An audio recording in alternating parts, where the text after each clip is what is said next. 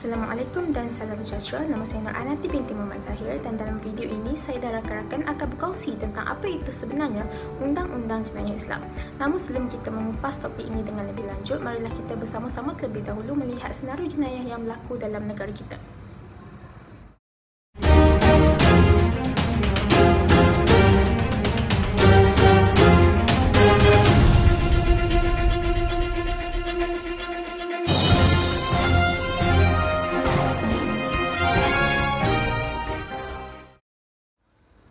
Kes-kes yang dapat kita lihat tadi sedikit sebanyak memberi gambaran bahawa negara kita seolah-olah tidak aman dan dipenuhi dengan penjenayah-penjenayah yang memberi kesan besar kepada masyarakat dan juga menjejaskan keamanan negara.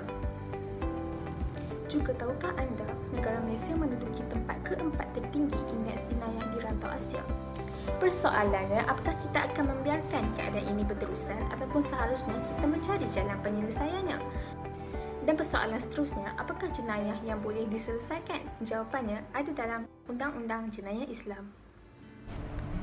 Antara ciri-ciri keistimewaan syariat Islam ialah kemunculannya yang merangkumi semua aspek kehidupan manusia. Dalam situasi pergolakan sesama manusia yang menjadi lumrah kehidupan, Allah SWT telah menyediakan jalan penyelesaian bagi meleraikan sebarang pergolakan dan sengketa yang berlaku. Maka, wujudlah satu sistem perundangan yang merupakan kaedah terbaik bagi penyelesaian sengketa manusia di mana ianya bersifat adil dan seksama.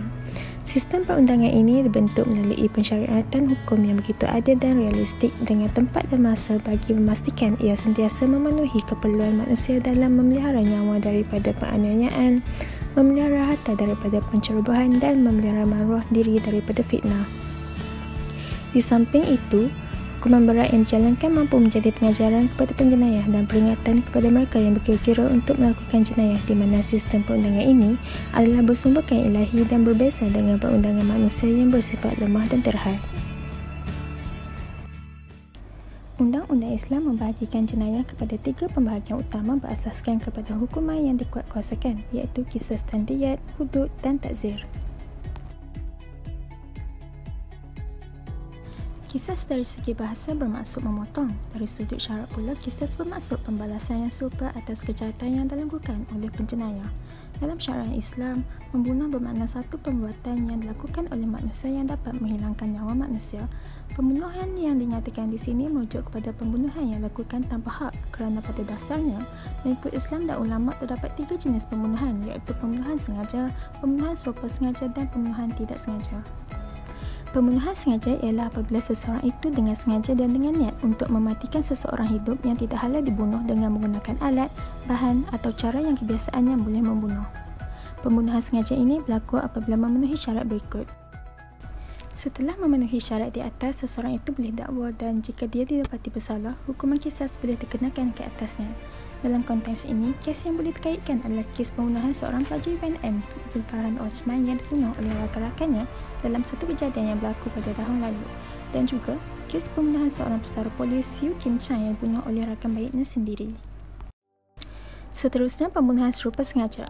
Imam Syafi'i mentakrifkan pembunuhan serupa sengaja ini sebagai pembunuhan yang berlaku dengan pukulan yang disengajakan tetapi tersalah pada kesan pembunuhannya, iaitu pukulan itu tidak bertujuan untuk membunuh tetapi ia menyebabkan kematian.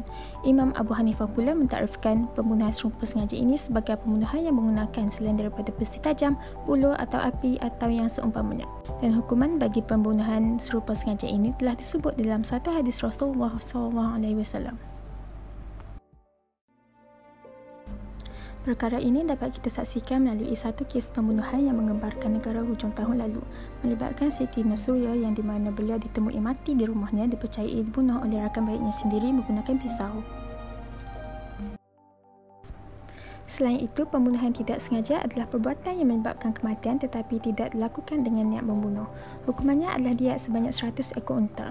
Lanjutan daripada perkara yang dinyatakan sebentar tadi, berdasarkan sistem perundangan Islam, diat merupakan bayaran yang dikenakan terhadap pesalah dalam kes-kes kematian atau kecederaan.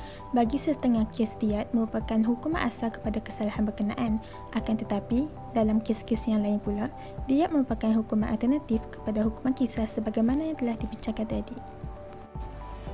Jumlah bayaran yang dikenakan pula adalah berbeza-beza mengikut kes. Sehubungan dengan itu, para fuqaha mengklasifikasikan diat kepada dua kategori, iaitu yang pertama, diat berat ataupun diat mukhalazah. Diat mukhalazah dikenakan kepada orang yang membunuh secara sengaja dengan syarat dimaafkan dan dipersetujui oleh waris atau ahli keluarga yang dibunuh. Diat tersebut hendaklah dibayar secara tunai tanpa tertangguh atau beransur. Yang kedua pula diat ringan, iaitu diat mukhafafah. Diat mukhafafah adalah bagi pembunuhan tidak sengaja seperti tertembak rakan yang disangkanya binatang buruan. Diat ini boleh dibayar secara beransur-ansur selama 3 tahun. Di Malaysia, kadar diat adalah dikira mengikut bilangan unta berdasarkan harga semasa, iaitu harga yang paling bernilai ketika itu. Namun begitu, bolehkah bayaran unta digantikan dengan jenis bayaran yang lain?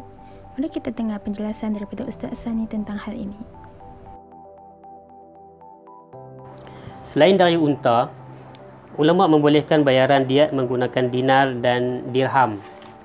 Fuqaha bersetuju sekiranya tiada unta untuk dijadikan bayaran diat, maka harus diganti dengan bentuk emas dan perak. Ia berdasarkan hadis yang diriwayatkan oleh Abu Daud dari Amri bin Shu'aib dari ayahnya dari datuknya bahawa pembayaran diat dengan mata wang pernah dilakukan oleh Rasulullah. Baginda juga memberikan panduan kadar dinar dan dirham yang dijadikan nilai bayaran diat sekiranya terdapat kekangan bagi mendapatkan unta. Assalamualaikum, saya Nofatia Akila binti Rosan akan menyampaikan pengenalan hukum hudud dan maksud bagi setiap kesalahan hukum hudud. Bagi bahasa bermaksud sempadan, had, halangan ataupun sekatan. Dari segi istilah, hudud bermaksud hukuman yang tidak boleh dipinda yang ditetapkan oleh Allah dalam Al-Quran dan Sunnah serta ditetapkan oleh Nabi Muhammad SAW melalui hadis baginda. Kesalahan yang melibatkan hukuman hudud adalah zina, qazaf, mencuri, hirabah, minum arak dan murtad. Maksud zina adalah persetubuhan antara lelaki dan perempuan yang haram baginya sama ada kerana tiada sebarang akad perkahwinan atau akad syubhah dan mengetahui perbuatan tersebut adalah haram. Qazaf pula bermaksud menuduh orang berzina, iaitu jenayah yang khusus melibatkan penghinaan terhadap seseorang dengan sangat kejam ke atas seorang yang mempunyai akhlak yang baik.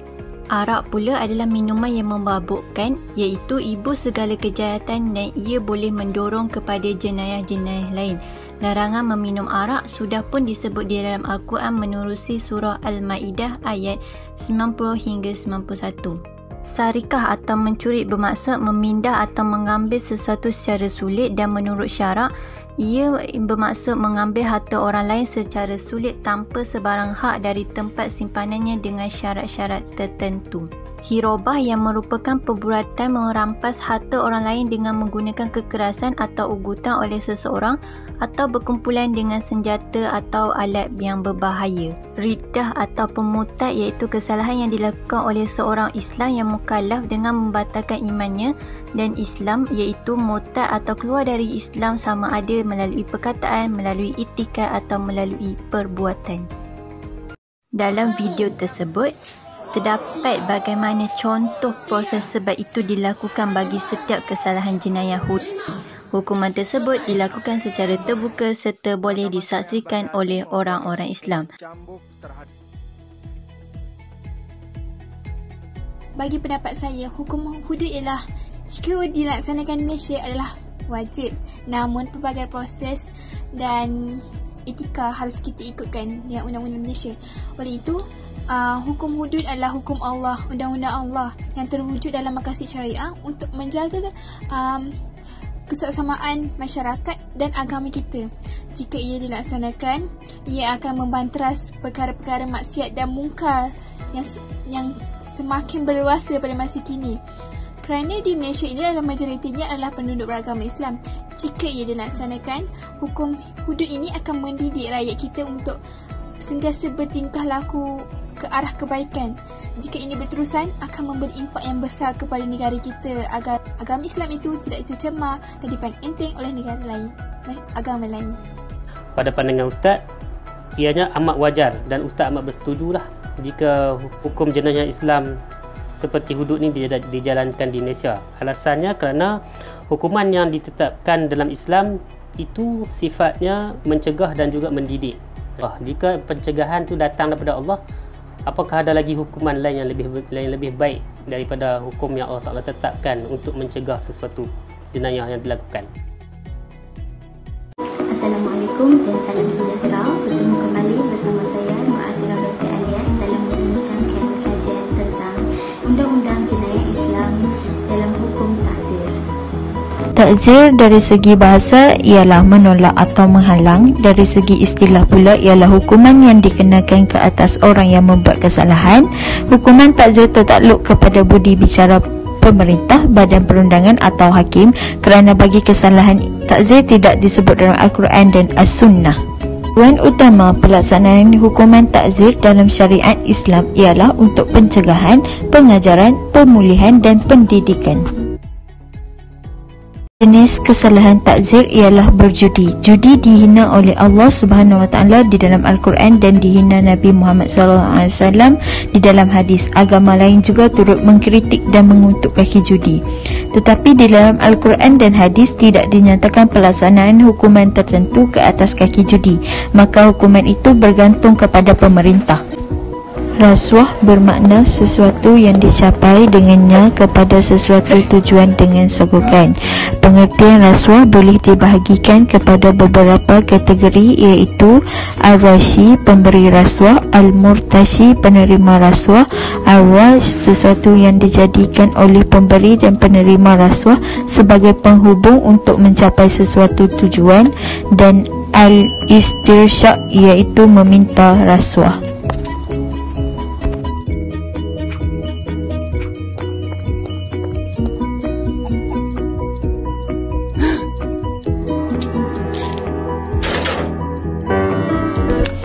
Lelaki menyerupai perempuan. Perbuatan ini dikira sebagai maksiat dan tidak ada hukuman hudud dan kafarah ke atasnya, tetapi dikenakan hukuman ta'zir mengikut kesalahan.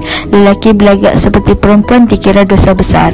Makan di siang hari pada bulan Ramadan sama ada dalam keadaan sengaja, malas puasa serta mencemarkan kehormatan bulan Ramadan, maka hukumnya tidak dibunuh mengikut ijma', sebaliknya dipenjarakan. Hukum sebatan. Tiada had tertentu bagi hukuman sebat bagi pesalah yang melakukan kesalahan berat atau ringan. Hal ini adalah untuk memberi pengajaran bagi pesalah supaya tidak mengulangi kesalahan.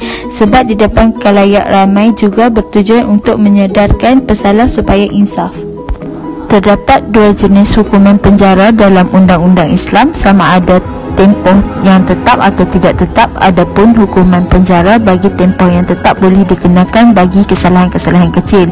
Bagi hukuman penjara tidak terhad pula, ianya dikenakan atas penjenayah yang sering melakukan kesalahan mengikut pandangan pihak hakim. Denda dan merampas harta benda. Nabi Muhammad pernah juga mengenakan hukuman dalam bentuk kewangan sebagai hukuman ta'zir. Namun begitu, di kalangan fuqaha terbahagi kepada tiga kumpulan berhubung dengan pendapat tentang kesahihan hukuman ini di sisi undang-undang. Buang daerah atau buang negeri. Hukuman buang daerah atau buang negeri ini terpaksa diadakan apabila seseorang itu melampaui tata susila. Juga dikenakan tindakan orang-orang yang melakukan jenayah itu sehingga menjadi tarikan orang lain kepadanya atau boleh memberi kemudaratan atau bahaya kepada masyarakat.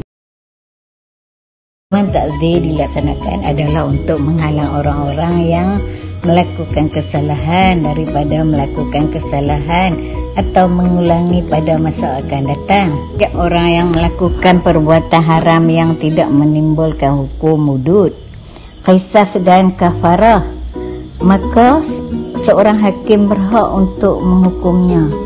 Hikmahnya supaya dapat mencegah pesalah untuk tidak mengulangi perbuatannya.